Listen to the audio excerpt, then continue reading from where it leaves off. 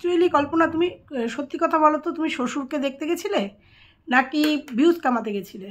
আজকে যে তোমার ভিডিওটা এসছে সেটা দিয়ে একদম পরিষ্কার। বন্ধুরা, 30 তারিখের একটা ভিডিও এসছে, ও উল্লেখ করেছে তাই বলছি। হ্যাঁ, 30 তারিখে তানিশের ছোট ছেলের মুখে ভাত ছিল, তো সেই ভিডিওটা এসছে 30 তারিখে। ছেলের ছুটি নিয়েছে কেন? একবারে 2-3টে ঢিল মেরে দেবে, মানে পাখি মারবে। তো অ্যাকচুয়ালি আজকের ভিডিওটা দেখে একটা কথাই মনে হলো যে ও কি সত্যিই শ্বশুরকে দেখতে গেছিল, শ্বশুরের দেখার জন্য স্কুল ছুটি নিয়েছিল ছেলের, নাকি এই পুরো ব্যাপারটাকে বিক্রি করবে? তোমরা বলো তো বন্ধুরা। 30 তারিখের একটা ফুটেজ, সেটা 2-3 রকমভাবে বিক্রি করেছে।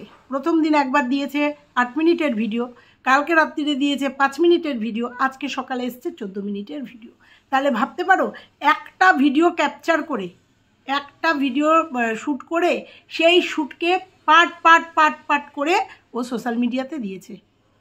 ভাবতে পারো। আর একটা কথাই বোঝাতে চেয়েছে, সর্বক্ষণ বোঝাতে চেয়েছে তার কতটা পরিশ্রম হয়েছে, তার চোখের তলায় কালো হয়ে গেছে, তার কতটা কষ্ট হয়েছে, তার ছেলে জার্নি করতে পারে না, সে জার্নি করতে পারে না, কতটা একদিনে কষ্ট হয়েছে। তাহলে বন্ধুরা চিন্তা করো তো, প্রিয়ার আর অভিজিতের কী অবস্থা। অভিজিৎ একটা পুরুষ মানুষ হলেও তো মানুষ, কিভাবে যাতায়াত, কিভাবে পরিশ্রম করছে। তাহলে সে ক্ষেত্রেও একদম কষ্ট হচ্ছে না? আয়ুষ কিভাবে 40 মিনিট 45 মিনিট করে যাতায়াত করছে স্কুলে, একটা অসুস্থ ছেলে, সেবেলা তার কোনো রকম কোনো ফিলিংস নেই, তার ছেলেটা খুব কষ্ট করছে। তারপরে যদি হয়তো এটা স্বীকার করতো না, হয়তো এটা দিয়ে খেলে দিত যে শ্বশুরকেই দেখতে গেছিলো। আর তোমরা বলো তো, কালকে যেভাবে শ্বশুরের ওই ফুটেজটা যেভাবে ও রিভিল করেছে, সেটা কি ওর ঠিক হয়েছে? একজন সৈনিকের বউ, সে খুব ডিসিপ্লিন মানে, তার বর হাজব্যান্ডকে দেখেছি প্রচণ্ড ডিসিপ্লিন মানে, সেই তার বউ, সে তো নিশ্চয়ই জানে শুনেছে। ওই কাশ্মীরের সময় অনেক জ্ঞান দিয়েছিল, হ্যাঁ তখন পাশে দাঁড়িয়েছিলাম, ভেবেছিলাম সত্যিই তো। কিন্তু সে এইভাবে কালকে যে ফুটেজটা দিয়েছে, কত মানুষ অসুস্থ হয়ে যাবে, প্রত্যেকটা মানুষ বলেছে ওই ফুটেজটা দেখতে পারিনি। হ্যাঁ, কয়েক সেকেন্ড একটু দিতে পারতো, বা যদি মনে করতো ভিউয়ার্সরা চেয়েছে শ্বশুর কেমন আছে, মুখের কথাই তো যথেষ্ট, বা একটা ছবি শেয়ার করতে পারতো যে বাবার এই পরিস্থিতি। কীভাবে ফুটেজটা বিক্রি করেছে, তার মানে বুঝতে পারছো। 30 তারিখে বাড়ির থেকে বেরিয়েছে, সেই ভিডিওটাকে 3 ভাগে ভাগ করে 3 ভাগে বিক্রি করেছে। আমাকে একজন বলছে, বলবো কি বলছে, সবটা বলবো। আজকে জানতেই পারতাম না, কারণ শ্বশুরের অসুস্থতা হাসপাতালে দেখতে যাওয়া মেন ভূমিকা ছিল, নাকি একমাত্র ভাইয়ের ছোট ছেলের মুখে প্রসাদ ছিল, অন্নপ্রাশন ছিল, সেই নিমন্ত্রণে যাওয়ার। যদি না ভাই বা বড়দিদি যদি ব্লগার না হতো, তাহলে হয়তো চেপে যেত। কিন্তু প্রত্যেকটা বাড়িতে আরও 2জন ব্লগার আছে, ও জানে সেই সব ব্লগিংয়ে ধরা পড়ে যাবে যে ও কোথায় গেছিল, তাই না? হ্যাঁ, আজকে তানিশের ভিডিও দেখেছি, ভিডিও দেখি মাঝে সাঝেই দেখি, সেখানে দেখলাম ছদ্দিদি এসছে, তারপরেও আজকে ভিডিও দেখলাম। কালকে পরশু দিনের ভিডিওটা দেখেছি তানিশের, আজকের ভিডিওটা দেখলাম যে পুরো অন্নপ্রাশনের ভিডিওটা দিয়েছে। দিব্যি মার্টন, 3টের সময় মার্টন খেয়েছে, কি যেন হোটেলে বসে, অন্নপূর্ণা হোটেল খেয়েছে, সেটা বড় কথা না, কিন্তু এই যে অভিনয়টা করেছে সেইটা বড় কথা। দিব্যি খেয়েছে দিয়েছে, ভাইয়ের ছেলের অন্নপ্রাশনের টাইমলি অ্যাটেন্ড করেছে, একদম পুজোর সময়। তোমরা দেখো, আবার ব্যাক বয়েজে ও দেখাচ্ছে ওই কি মন্দির, বৈদ্যনাথ কি যেন মন্দির, যাই হোক ভগবানের কি একটা মন্দির, সেই মন্দির দেখাচ্ছে, অথচ ব্যাক বয়েজে দিচ্ছে বাবার কথা আওড়াচ্ছে। বাবার মানে হাসপাতালে গেছি, সেখানে ওষুধ কিনে দিয়েছি, সেখানে গ্লাস কিনে দিয়েছি, আমি লিফটে উঠতে ভয় পাই, ঠান্ডা লেগেছে প্রচণ্ড, লিফটে উঠতে ভয় পাই, সেই ব্যাক ভয়েস দিয়ে যাচ্ছে। কি বোঝাতে চাইছে বুঝতে পেরেছো? কি বোঝাতে? চলো আজকে বলবো কয়েকটা কথা, আজকে কল্পনার উদ্দেশ্যে বলতেই হবে, হ্যাঁ নাম ধরেই বলবো। আর বলবো আজকে চলো মেন। বন্ধুরা কেমন আছো তোমরা? নিশ্চয়ই ভালো আছো, আমিও ভালো নেই, ঠান্ডা লেগেছে। পরশুদিন বৃষ্টিতে ভিজেছিলাম, জগন্নাথ দেবের আরতি দেখতে গিয়ে ভিজে গেছিলাম, বুঝতে পারিনি, মাথায় জলটা বসে গেছে, ঠান্ডা লেগেছে। কোনো ব্যাপার না, যে কোনো শরীর খারাপকে তো জয় করতে হবে। তো যাই হোক, আজকে কালকে রাতে তোমাদের একটা আর্জেন্ট ভিডিও দিয়েছিলাম, কারণ সহ্য করতে পারিনি।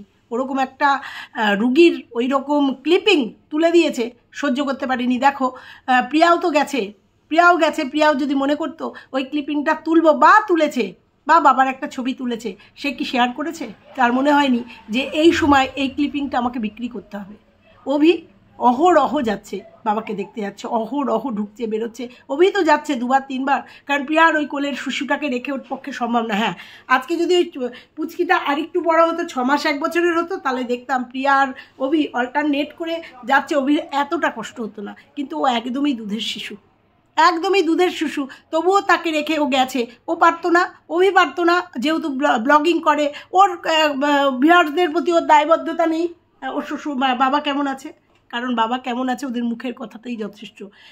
প্রিয়া কিন্তু ওই আইসিইউ রুমটা দেখিয়েছে, বলেছে এখানে তো ভিডিও করা যায় না, আর সেখানে ভিডিওর ফুটেজ তুলে নিয়ে এসে ওই একটা 30 তারিখের ভিডিও করে 3 ভাগে ভাগ করেছে।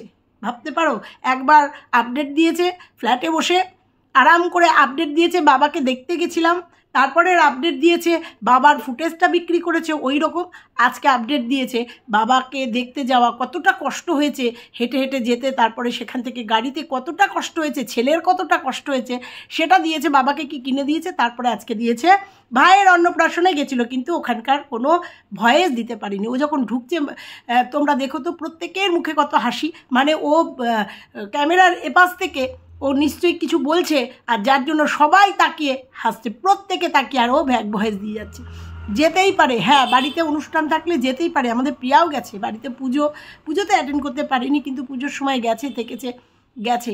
কিন্তু তোমরা, ও নাকে কাঁদিনি, হ্যাঁ বলেছে যেতে হয়েছে, মনটা পড়ে রয়েছে, ওর যেতে হয়েছে, তাই ও গেছে। তারপরেও শ্বশুর বাড়িতে ছিলেন না, শ্বশুর হাসপাতালে গেছেন, তাই অভি বলেছে তুমি যাও, গিয়ে একটু ঘুরে আসো।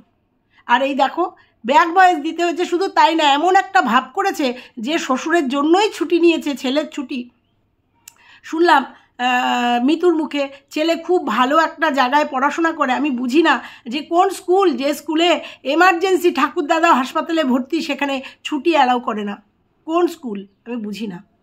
তো যাই হোক, বলেছে ওই স্কুলে নাকি ছুটিই নেওয়া যায় না, তা একদিনে ছুটি নিয়ে 2টো কাজ করে নিয়েছে, করতেই পারে। কিন্তু এই রকম অভিনয় করাটা মনে হয় না সেজেছে।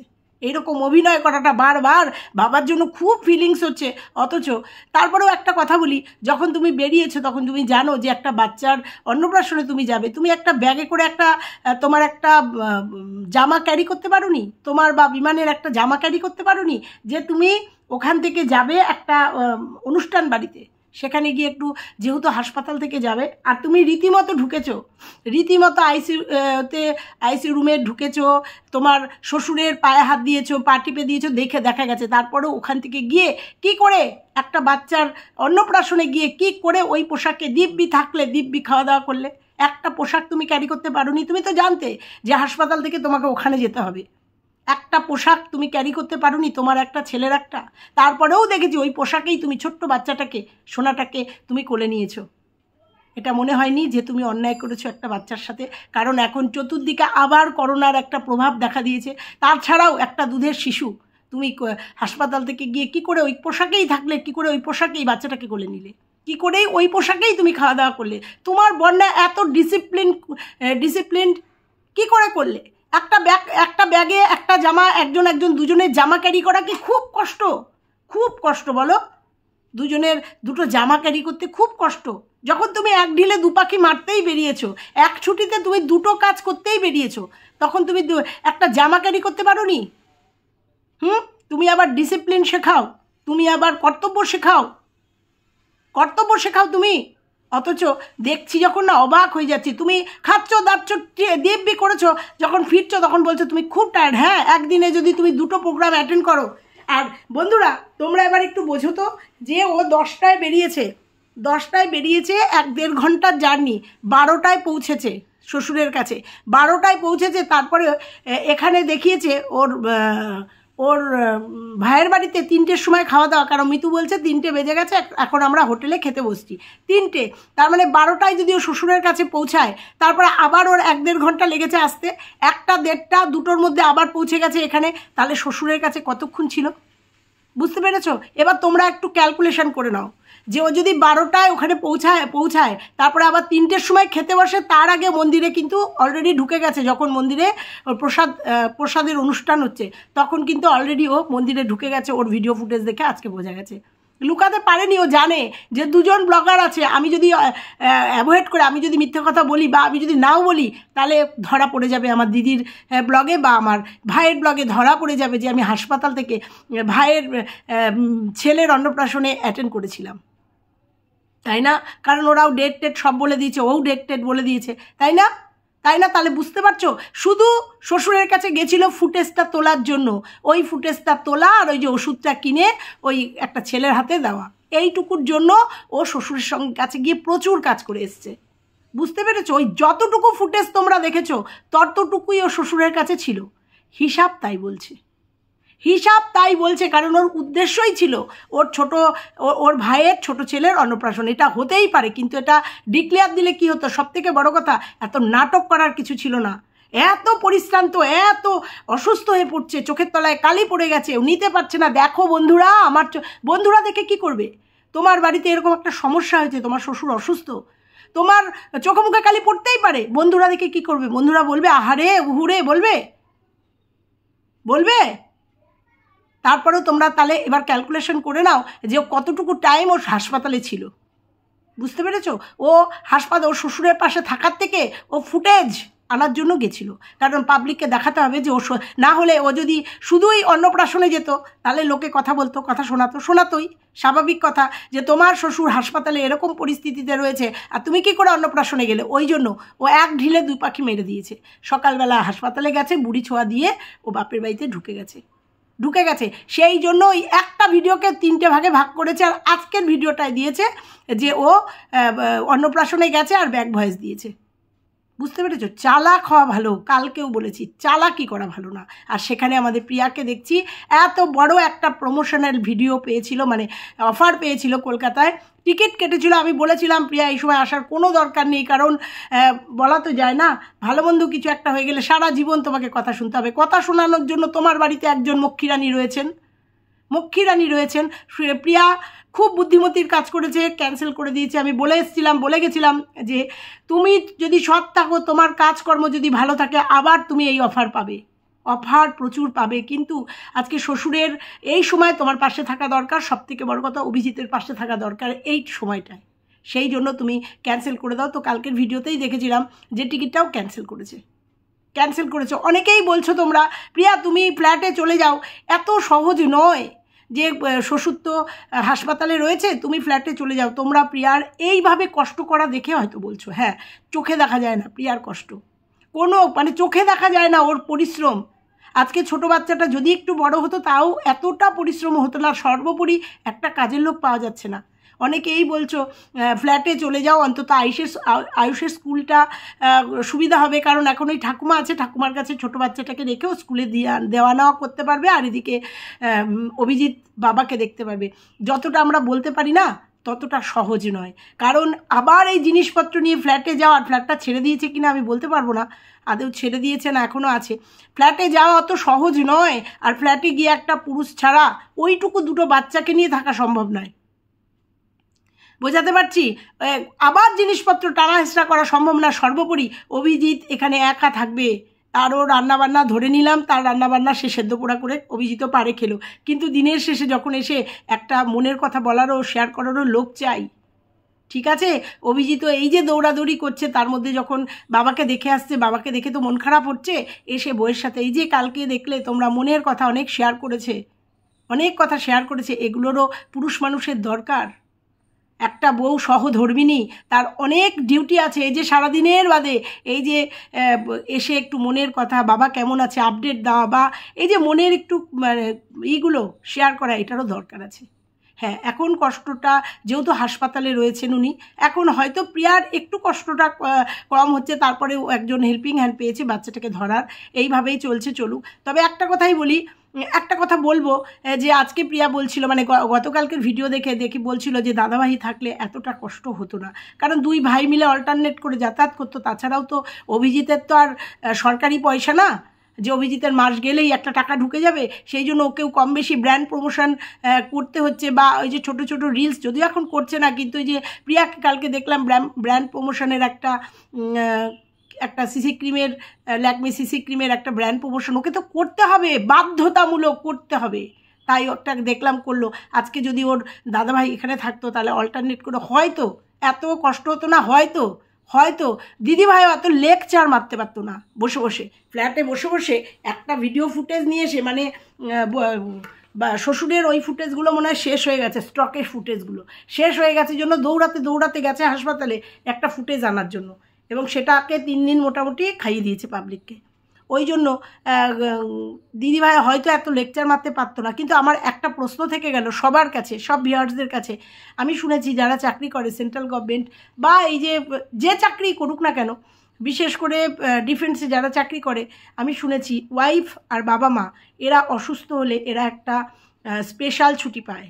এটা আমার শোনা কথা, আমার নিজস্ব কোনো অভিজ্ঞতা নেই, এটা তোমাদের কাছে বললাম। তাহলে সেক্ষেত্রে বলবো যে ওর দাদাভাই তো বাবার এই পরিস্থিতি দেখিয়ে একটা ছুটি নিয়ে লিভে আসতেই পারে, যেহেতু ছোট ভাইটা এই রকম পরিশ্রম করছে, এতটা কষ্ট হচ্ছে, এটা তো করতেই পারেন উনি, যে বাবার এই পরিস্থিতিতে ছোট ভাইয়ের পাশে থাকতে হবে, বাবার পাশে থাকতে হবে, তাহলে আমি ছুটি নিয়ে চলে আসি। এটা তো আমার জানা নেই, রিকোয়েস্ট করলাম। আমি জানি কল্পনাও আমার ভিডিওটা দেখছে। এই কথাটার উত্তর দিয়ে তো আমাকে একজন বলেছে যে ওই যে হাসপাতাল নিয়ে মূল ওদের অশান্তি ছিল, হাসপাতালে দেওয়া নিয়ে। বাড়িতে আসার পরেও দেখেছো তোমরা যে বড় বউ আর বড় ছেলে সেবা শুশ্রূষা করেছে। বড় ছেলে বেশিরভাগটাই সেবা তো করেছেই, তার সাথে বাড়ির একটা ব্যাপার ছিল, বাড়ির ছাদ ঢালাইয়ের একটা ব্যাপার ছিল। আমাকে অনেকেই বলেছে যে ওই জন্যই হয়তো হাসপাতাল বা নার্সিংহোমে দেয়নি, না নার্সিংহোম থেকে ফিরিয়ে দিয়েছে। আবারও বলছি, এরকম রুগী নার্সিংহোমে রাখে না, হাসপাতালে দেয়নি, তাকে হয়তো ছোটাছুটি করতে হতো। আর এই যে ছাদ ঢালাইয়ের টাকা হয়তো কম পড়তো। দেখো, এটা আমার কথা না, আমাকে একজন এসে কমেন্ট করেছে, দিদিভাই হাসপাতালে দেবে কেন, যেহেতু হাসপাতাল নিয়ে এত হইচই হয়েছে, আর এসব তুলেছেই বড় বউ, যে হাসপাতালে দেওয়া নিয়ে এত কথা উঠেছে, তখন ভালো ছিল, এখন ডিটোরিয়েট করেছে, এখন আরও খারাপ অবস্থা। এই যে প্রিয়া একটা কথা বলে ফেলেছে, সেই কথাটাকে নিয়ে এই যে এত দূর হয়েছে, আমি সেই জন্য বলছি। আমাকে একজন কমেন্ট করেছে হাসপাতালে দিলে তো ছাদের টাকার কম পড়তো, ছাদ ঢালাইয়ের টাকা। দেখো, আজকে তোমার ব্যবহারে বড় বউয়ের ব্যবহারে আজকে এই সমস্ত কথা উঠে আসছে, যে ছাদ ঢালাইয়ের টাকা কম পড়তো। বাড়িটা করা এসেনশিয়াল ছিল, কিন্তু বাবাকে তখন যদি হাসপাতালে দিত, আজকে বাবার এই মনে হয় না। এই সব পেশেন্ট, আবারও বলছি, যত দিন যায় বাড়িতে রাখলে তত ডিটোরিয়েট করে, এটা আমার মনে হচ্ছে, বা আমি দেখেছি যত এরকম পেশেন্ট আমি দেখেছি। এটা যদি হাসপাতালে দেওয়া হতো তাহলে হয়তো ওভারকাম করতে পারতো। এখন জানি না ওনার আজকের পরিস্থিতি কি, ভগবানের কাছে কামনা করি উনি খুব তাড়াতাড়ি সুস্থ হয়ে বাড়িতে ফিরুক, রিকভার করুক। তো এখন যেহেতু হাসপাতাল নিয়ে কথা উঠছে, সেহেতু এই কথাটাই বললাম, যে তখন কেন হাসপাতালে দেয়নি। আমাকে একজন ভিউয়ার্স বলেছে ছাদ ঢালাইয়ের পয়সা খরচা হবে না। দেখো, হাসপাতালে দিলেও তো একটা খরচা আছে, এখন খরচা থাকে। এই যে দেখলে না, গ্লাস কিনে দিয়ে আসলো, ওষুধ কিনে দিয়ে আসলো, তারপরে ব্লাড টেস্ট, খরচা থাকে কম বেশি। তারপরেও কেউ বলেছে কত খরচা করেছে যখন ছিল, শুধু একটা ফিজিওথেরাপির পয়সা দিয়েছে, তাছাড়া আর কি খরচা করেছে, আর ওষুধ। তো যাই হোক, যাদের বাবা সেটাই বসবে, কিন্তু সেটাকে নিয়ে যখন ব্যবসা করে ফেলবে, সেটাকে নিয়ে যখন সিম্প্যাথি কার্ড খেলে ফেলবে, সেটাকে নিয়ে যখন ভিউয়ারদেরকে বোকা বানাবে, তখন তো আমাদের আসতে হবে। আজকে যে কল্পনার যে ভিডিওটা সম্পূর্ণ সিম্প্যাথি কার্ড খেলার চেষ্টা করছে। আজকে 3 দিন ধরে একই ভিডিও ফুটেজ পাট করে দিয়ে মানুষের সিম্প্যাথি আদায় করার চেষ্টা করছে, কিন্তু মানুষের কাছে আজকের ডেটে দাঁড়িয়ে একদম পরিষ্কার। আজকের ভিডিওটা দেখার পরে সবাই পরিষ্কার হয়ে যাবে যে ওর শ্বশুরের প্রতি কর্তব্য, শ্বশুরকে দেখা কম, ওর ভাইয়ের ছোট ছেলের অন্নপ্রাশনে যাওয়াটার প্রায়োরিটিটাই বেশি ছিল। সেই জন্য এক ঢিলেও দুপাখি মেরে দিয়েছে। আর শ্বশুরের কাছে কতটুকু ছিল তোমরা এবার ক্যালকুলেশন করে নিও। 3টের সময় ও অলরেডি অন্নপূর্ণা হোটেলে মাংস ভাত খেয়েছে। যার শ্বশুরের ওই পরিস্থিতি, হাউ করে কাঁদছে, কালকের ভিডিওতে কি কষ্ট পেয়েছে ভাবতে পারো। আমি বলছি না, আবার বলছি যে হ্যাঁ, খেতে আমাদের হবেই, আমাদের জীবনে চলতে গেলে খেতে আমাদের হবেই, কিন্তু কিছু সময় কিছু জিনিস আমাদের গলা দিয়ে নামে না তো, কিছু জিনিস নামে। তো যাই হোক, ও খেয়েছে, ও করেছে, কিন্তু এই যে ব্যাক ভয়েস দিয়ে কিছু সিম্প্যাথি করেছে না, বাবাকে দেখে সহ্য হলো না, আবার টাইটেলেও খেলে দিয়েছে, বাবার এই পরিস্থিতি দেখে সহ্য হলো না, কিন্তু এই বাবার এই পরিস্থিতি দেখেও অন্নপ্রাশনে যেতে হয়েছে। হ্যাঁ, যেতে হবে তো, ছোট পিসি বলে কথা, কিন্তু এটা 2 ভাগে ভাগ করতে পারতো। রবিবারেও ছুটি থাকে না, রবিবারেও ছেলে স্কুল ছুটি থাকে না, ও সেদিনকে আবার অন্য কিছু থাকে না, অ্যাবাকাস, তারপর সাঁতার থাকে, সেগুলোকে অফ করা যাবে না, তাই না? সেই জন্য একই দিনে 2টো কাজ করতে হবে, দুটো কাজ করতে হবে, মানে ওখানে বুড়ি ছোঁয়া দিতে হবে। আর এই জন্যই ভিডিও ফুটেজগুলো ক্যাপচার করা, কারণ মানুষকে বোকা বানাতে হবে, তো মানুষকে দেখাতে হবে তো কত উপযুক্ত বউ সে, এত কষ্ট করে 1.5 ঘন্টা 45 মিনিটের জার্নি করে সে শ্বশুরকে দেখতে গেছে, কত আদর্শ বউ, এটা প্রমাণ করতে হবে না? কতটা কষ্ট হয়েছে এটা দেখাতে হবে না? আর দিনের পর দিন যেটা তার দেওর করছে, দিনের পর দিন যেটা তার দেওরের ওইটুকু বাচ্চা দিনের পর দিন এই জার্নিটা করে স্কুলে যাচ্ছে, স্কুল থেকে আসছে, দিনের পর দিন যেটা করছে সেটা কোনো কষ্ট না, সেটা কোনো সিম্প্যাথি না, সেটা কোনো মানে কি বলবো, সেটা কোনো ত্যাগ না, সেটা না। ওর ছেলে কষ্ট করেছে, একদিন জার্নি করেছে, ওর ছেলে কষ্ট করেছে, ও একদিন শ্বশুরের জন্য জার্নি করে ফেলেছে, সেটাকেই 3টে ভিডিও দিয়ে বোঝাতে হয়েছে যে সে কতটা জার্নি করেছে। এই হচ্ছে বৌমা, এই হচ্ছে বৌমা। তা ওই শাশুড়ির এইটা উপযুক্ত বৌমা। শাশুড়িও দেখনি, শ্বশুর অসুস্থ বলেছে আমার কিছু করার নেই, আমি পারবো না ওনার সেবা করতে, মানে মাথায় হাত বুলাতেও পারবো না। তারপরেও যখন হাসপাতালে নিয়ে গেছে অটো থেকে শুধু তাকিয়ে দেখেছে। তারপরেও তোমরা দেখেছো এর বাড়ি ওর বাড়ি খেয়ে বেড়াচ্ছে। হ্যাঁ, ওই কাদের বাড়িতে আমাকে কালকে এসেও কমেন্ট করেছে, বোধহয় ওই যে ওর যে জায়ের বাড়ি সেই বাড়িতে খাওয়া দাওয়া করছে দুপুরবেলা। তা ওই শাশুড়িরই তো এই বৌমা, একদম আদর্শ বৌমা, বুঝতে পেরেছো? তা প্রিয়া একটুখানি ইমোশনাল, তো প্রিয়া একটু কর্তব্যপরায়ণ, তো ওই জন্য ওর কপালে এত দুঃখ। ও তো চোখ বন্ধ করে এগুলো করতে পারে না, চোখ বন্ধ করে ও যে এদিকে পৃথিবী যা খুশি হয়ে যাক, আমার এত বড় সেলিব্রিটিদের সঙ্গে এত বড় একটা প্রোগ্রামের অফার পেয়েছি, আমি ছাড়বো না। এটা বড় বউ হলে দেখা যেত, আমি ছাড়বো না। এদিকে রসাতলে চলে যাক, কারণ আমার এটা করেই খেতে হবে, আমার এই প্রমোশনাল এখানে যেতে পারলেই আমার জীবনের মানে উন্নতির একটা সিঁড়ি, একটা স্টেপ পেরোবে। প্রিয়া এটা চিন্তা করতে পারতো, কিন্তু চিন্তা করেনি, কারণ ও জানে এই সময় ওকে কর্তব্য করতে হবে, এই সময় ওর ইমোশন বিক্রি করলে চলবে না, বুঝতে পেরেছো? সেই জন্য ও বলতে পারতো আমি আমার ছেলের ওইটুকু ছেলে থ্যালাসেমিয়ার একটা পেশেন্ট, ওকে আমি এত জার্নি করাতে পারবো না, ওকে নাইবা হাইফাই স্কুলে দিয়েছি, তাও একটা ইংলিশ মিডিয়ামে দেওয়ার চেষ্টা করেছি, আমি ওকে এত কষ্ট করাতে পারবো না। 40 মিনিট ও গাড়িতে যাবে, 45 মিনিট ও গাড়িতে যাতায়াত করবে, আমি পারবো না। আমার সন্তানের দিকে তাকিয়ে আমি ফ্ল্যাটে থাকবো, তুমি তোমার বাবার জন্য করো, তুমি তোমার বাবার জন্য করো। প্রিয়া বলতে পারেনি এটা, প্রিয়া নিজের ছেলের কষ্ট নিজের ছেলের মাথায় চাপিয়ে দিয়েছে, চাপিয়ে দিয়ে তার শ্বশুরের পাশে, তার স্বামীর পাশে এসে দাঁড়িয়েছে। এটাই হচ্ছে প্রিয়া। তারপরেও প্রিয়াকে কথা শুনতে হয়, তারপরেও প্রিয়াকে প্রিয়ার শ্বশুরবাড়ি থেকে একটু এদিক ওদিক হলেও কথা শুনতে হয়, বুঝতে পেরেছ?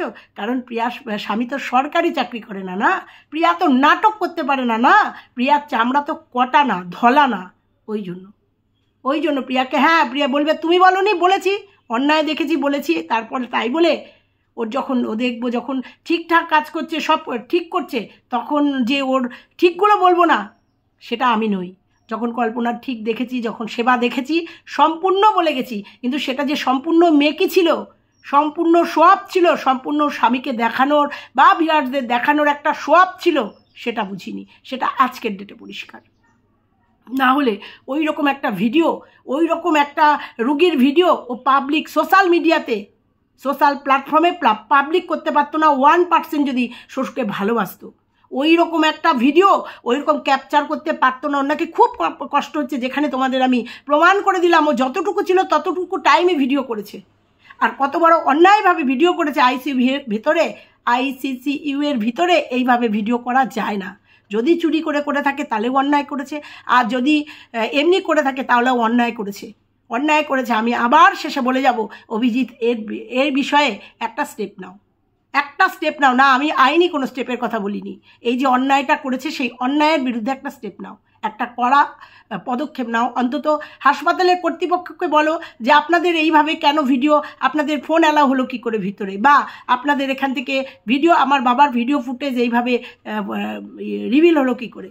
কিংবা দাদাকে জানাও যে দাদা, বাবার এরকম একটা ভিডিও ফুটেজ পাবলিক করলো, এটা কি ঠিক করেছে? আমি করতে পারতাম না, কারণ আমার মনে হয়নি যে বাবার ওই ভিডিওটা আমাকে বিক্রি করতে হবে মার্কেটে। তাহলে কি তৈরি করলো ভিউয়ার্স, যে ভিউয়ার্সরা বললে ভিউয়ার্সরা বিশ্বাস করবে না? তো চলো আজকে এটুকুই থাকলো, এটুকুই বলে গেলাম আজকে। বাবার শ্বশুরের অসুস্থতা, শ্বশুরকে দেখতে যাওয়াটা সোয়াব ছিল, মেন ভূমিকা ছিল ওই অন্নপ্রাশনে যাওয়া, যার জন্য ধরা পড়ে যাবে জন্য ওই ভিডিও ফুটেজটা দিয়েছে। চলো আজকে এটুকুই থাকলো, আবার আসছি। ততক্ষণের জন্য সবাই ভালো থেকো, সুস্থ থেকো, সতর্ক থেকো, মানুষের ভুল প্ররোচনায় পা দিও না, মানুষ ইমোশনাল ব্ল্যাকমেল করলে সেখানে ব্ল্যাকমেলিং হয়েও না। টাটা।